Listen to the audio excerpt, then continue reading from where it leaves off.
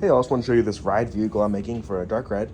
So here's the bottom of it, and then the top is just flat right now, waiting for me to add some seat of some kind. As you can see, we have the wheels here. This one is not powered, however, the bottom one is. We have a 5/8 inch steel rod here, which just drilled into the sides. And then we have these little plumbing clamps here that hold the wheels in the right position, which actually is working really well. Down here we have an encoder.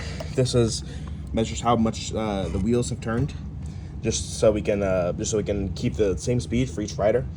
And then here's the motor here. It's just a single 24 volt. This is getting pretty warm.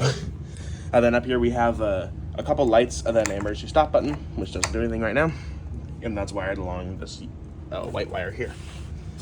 Here is the track follower. This actually spins, and then it also has connections for a RFID sensor, so we can sense the position of the vehicle on the track. And then here's the track here. We can see we have these white little RFID stickers that pick out that this picks up. I'm still working on wiring this bit. And then over here we have this is a little motor controller that I've repurposed as the light controller, which controls lights on the back, and also control any 12-volt motor as well. And then under in here we have the main control computer, Raspberry Pi 4. This just has all the GPIO wired to it. It's pretty much a mess right now, but I still need to add a couple more things here. And then here are some 400-pound casters that can hold 400 pounds capacity, and these also lock, but I don't think we'll be using that. So these just run around along the ground, and then this hovers right over the ground, doesn't actually touch the ground. And then the only issue is these have to be pumped up quite a bit, so the rider doesn't make it way down anymore. And then inside, it's kind of in here, I'll show you. We have like a junction box where we put all of the wires in for the motors and everything. Here's a 12-volt battery, which powers the Raspberry Pi and the motor controller, which is right here under this fan. It's a RoboClaw Solo 60 amp, connected with some GPIO and USB there.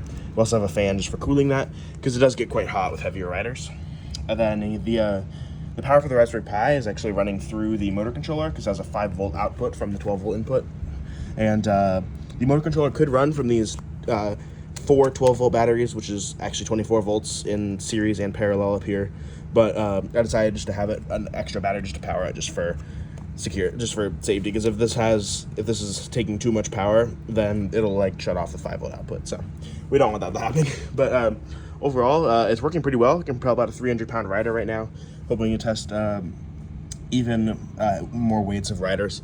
Even with this little motor here, I want to upgrade this motor because it's not perfect for this, but I mean it works for now, so we'll see. And yeah, that's the ride vehicle. It's coming along so far.